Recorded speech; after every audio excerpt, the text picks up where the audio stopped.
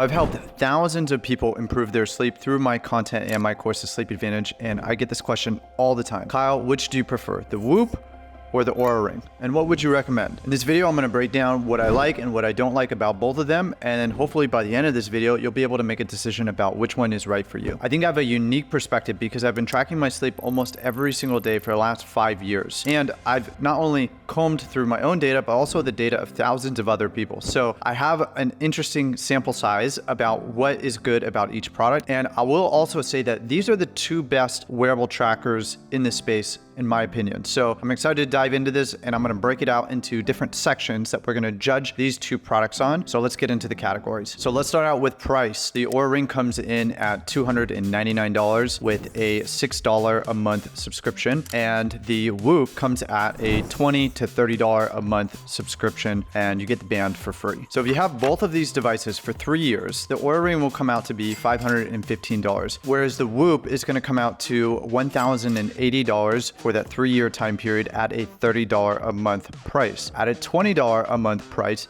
it's gonna come out to $720. Now, I paid the $30 a month. I'm going month to month because I'm still not convinced that I want to commit to this for a year or 2 years. So Oura wins out on this category. Next, let's talk about comfort. They're both pretty comfortable with some caveats. So I take the Oura Ring off when I train because it gets in the way of weightlifting. When you're trying to grip the bar, it can be very inconvenient. And I don't have any problems with Whoop when I'm working out, but I do find myself fidgeting with this thing when it's pressing too hard across my arm. And I often have to loosen it up because it's uncomfortable and I can feel the pressure of the band going into my wrist. For me, no one wins out in this category. All right, let's talk about data accuracy, and both have been tested for their accuracy and they both seem to be pretty accurate. The Whoop might be just a little bit better than Oura when it comes to this. The only major difference that I noticed in my data between the Oura Ring and the Whoop is on the Oura Ring, I have higher deep sleep, and on the Whoop, I have higher REM sleep. People come to me all the times and complain about how they don't think these trackers are accurate or are misrepresenting what their sleep actually is. In my experience, the people who come to me with those issues are usually the ones who aren't sleeping well, and the ones who are sleeping well rarely tell me about how their trackers aren't accurate. So in my mind, I actually think that they are really accurate, and based on what I've seen in my own data, when I sleep well, it's reflected in the data. When I don't sleep well, it's reflected in the data. And something to also note is that just because you're sleeping well doesn't necessarily mean that you're going to feel well. You could have issues with your gut, or you could be having mental health issues, or you could be really fatigued from a hard workout and you could still sleep good, but you might be undernourished, you might be underhydrated, so on and so forth. There's so many other variables to account for that you need to take into consideration when thinking, oh, do I actually feel good? It's not just about having a good sleep score and a good recovery score. If you want to learn more about data accuracy when it comes to all these different trackers, then you can check out the Quantified Scientist channel. That's where I get all my information from in regards to that specific category. But neither devices are perfect, but it's not about being perfect. It's about getting a baseline, seeing patterns and trends, and developing individualized strategies based on what you see in your data reoccurring. So you can't know if you don't measure. And so we just want to focus on the fluctuations that are happening in respect to our data when we see significant changes. And if those changes keep happening when we have certain behaviors that might alter our sleep or our recovery. So I would say Whoop wins out on this one just because the evidence has shown that Whoop is just a little bit more accurate. All right, the next one is data display, which the Oura Ring does a really great job of. Right when you wake up, within a few minutes, all your data can load and you can see what your readiness and your sleep scores are, and you can look at your data almost immediately. On the contrary, Whoop has a really hard time loading in the morning. Sometimes it can take up to half an hour or 40 minutes in my experience to get the data to fully load. So I'm sitting there waiting, going about my morning, trying to figure out, okay, how should I structure my day based on my sleep? And this is one of my biggest gripes with Whoop, is like, it doesn't make sense to me why it would take that long to load the data when Oura Ring can do it almost immediately. It shatters my reality that they haven't figured that out. I think that the data that's displayed on Oura Ring is much more beautiful, it's much more easy to read, and it's much easier to navigate, especially for someone who's not super into this kind of stuff. Also, something that I like about the Oura Ring is that it shows me sleep latency, which is the time that it takes to fall asleep. And I don't get that metric on Whoop, and that's one of the main metrics that I want to track and I want to pay attention to. Both of them recently came out with this stress monitor that that basically tracks real-time heart rate, real-time HRV, and it's kind of this combo algorithm that shows you how stressed you are throughout your day, which is a really interesting feature that I really like. I think it's super accurate, and when I look at my day previous and I see how things went throughout the day in terms of my stress and where my levels were at, I find it to be relatively accurate. And going forward in the future, I think we're going to see a lot of innovation around this topic specifically. So I'm very pumped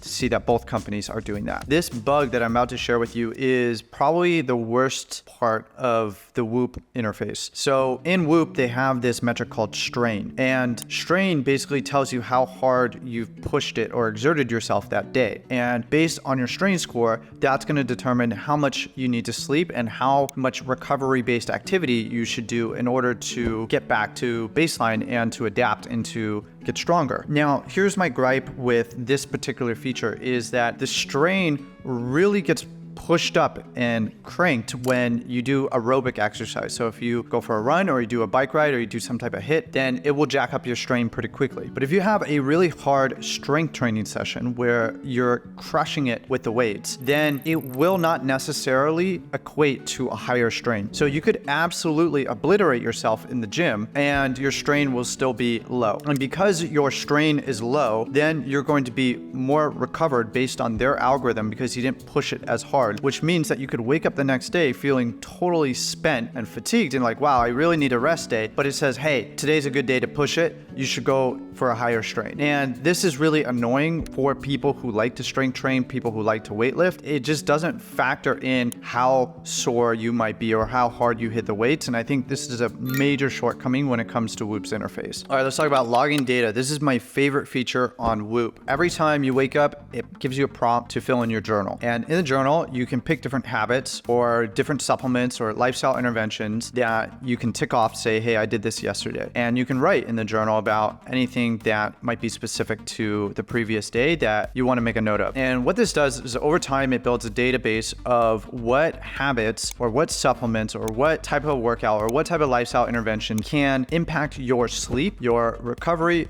or your strain the most. And then at the end of every week or every month, it's going to send you a report. And it's all graphed out and it's beautiful and it's pretty so that you can see how you did over the course of that period of time. And then what are the things that actually move the needle the most for you? I find this highly valuable for anyone who is trying to do sports specific training or specific recovery protocols, or to figure out what's the most bang for their buck. Like, how should they actually be spending their time? Because what's good for one person may not be good for another person. I think this is a game changer for people who are trying to decide what habits they should actually do and use and which ones to let go of. On the contrary, Oura Ring's logging feature really sucks, and there's not much to say about it. It's pretty useless in my eyes, and so Whoop is a clear winner on this one. Next category is cloud dating / coaching. As of right now, Oura Ring is the only one with this cloud data feature available. So basically, you can go to cloud.ouraring.com and you can create an account and you can see your data at a much higher level view, and you can give access to this cloud data to a coach or someone that you're working with so that they can analyze the data with you without having to log into your app or send screenshots. So when I'm working with sleep coaching clients, they give me access to their cloud data, and I can go in and I can see patterns and trends, and I can organize the data in a way where stuff will start to speak to me, and I can see, oh, maybe this is something we should focus on. This is a bit low, but this is a bit high. And it also makes it very easy for me to hold my clients accountable. So they know I'm inside their cloud data, and there's no hiding from the time that they went to bed or the time that they woke up, or if they're actually sleeping through the night. It's all there for me to see, which makes it very easy to coach. With Whoop, the best option that you have as a coach is to add your client to your community, and that way you can see their top 3 scores, but that's very limited. You can't get into the nitty-gritty of the data and really fine-tune and see what is their deep sleep, what is their REM sleep, and what is their HRV, resting heart rate, all these things that we want to know as a coach. On the other hand, Whoop did just announce their AI integration with ChatGPT, and now they have this feature inside of the app called Whoop Coach, and you can ask the AI for specific coaching based on your data. And if we're looking forward, this is going to be really helpful for making data-driven decisions about what's best for you, which ultimately is what I believe is the future of health, is personalized, data-driven decision-making. And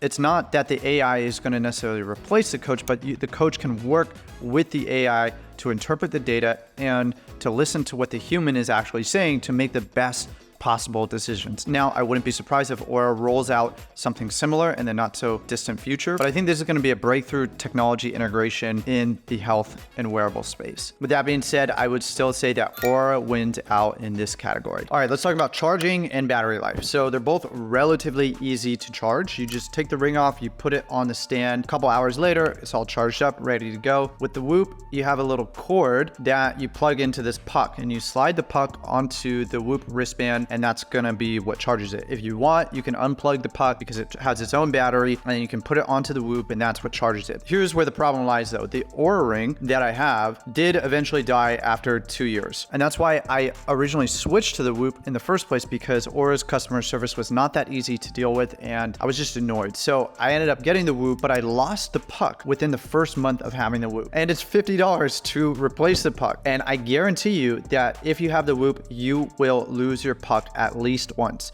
So you could tack on another $50 to whatever it costs, depending on what subscription model you have. So for me, both products lose in this category. Okay, let's talk about workout tracking. So Whoop actually does real-time heart rate zone tracking. So this is great for people who want to do aerobic exercise, who want to do zone training. I think this is a feature that I would have loved to see in the Oura ring, but unfortunately they don't have that, and it's really just a bummer. So Whoop is pretty good at detecting your activity when you are doing something, whether you're playing volleyball or going for a bike ride or working out. It generally, I would say, picks up, okay, he's doing some activity, let's make sure that we log that automatically. And if you want to go in there and you want to update it, you want to change the time, or you want to actually label the type of activity that you're doing, then it's pretty easy to do that. With the Oura ring, it is definitely not as good when it comes to picking up and detecting when you're doing some type of activity. And considering that most times during a workout, I actually take my Oura ring off, I think that these features are pretty useless on the Oura rings. And for that reason, the Whoop wins on this category. Okay, let's talk about EMF. I recently did a video with Ryan Blazer, the founder of testmyhome.com, and I'll link that video up right here. And we actually tested the Whoop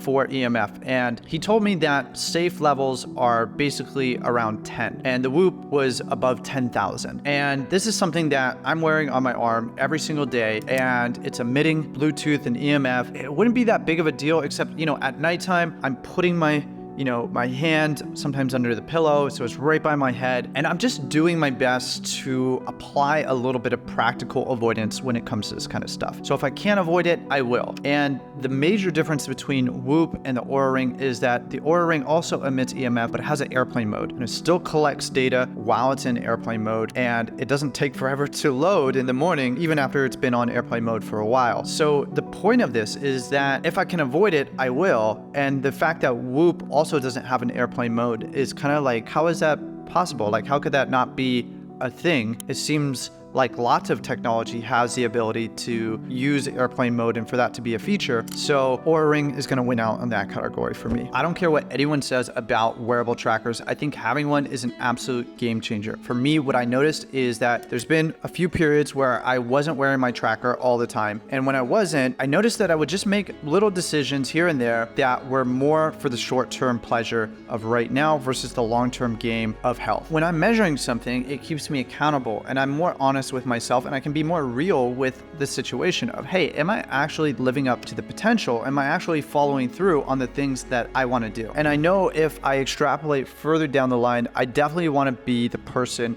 who doesn't make decisions for the instant gratification, but does it for the benefits of the long term. And I think both of these devices are incredible. But when I look at the pros and cons, I think Oura ring still wins out for me simply because of the airplane mode and because of the cost. I'm a little bit more fitness focused right now, so I'm gonna keep the Whoop for a little bit, but I think eventually I will go back to the Oura ring. So I hope this helps you make a decision. I'll put some links down below. If you do buy through those links, it does help support the channel. And if you like this video, I know you're gonna like this one, and I'll see you in that next one. Take care, be well.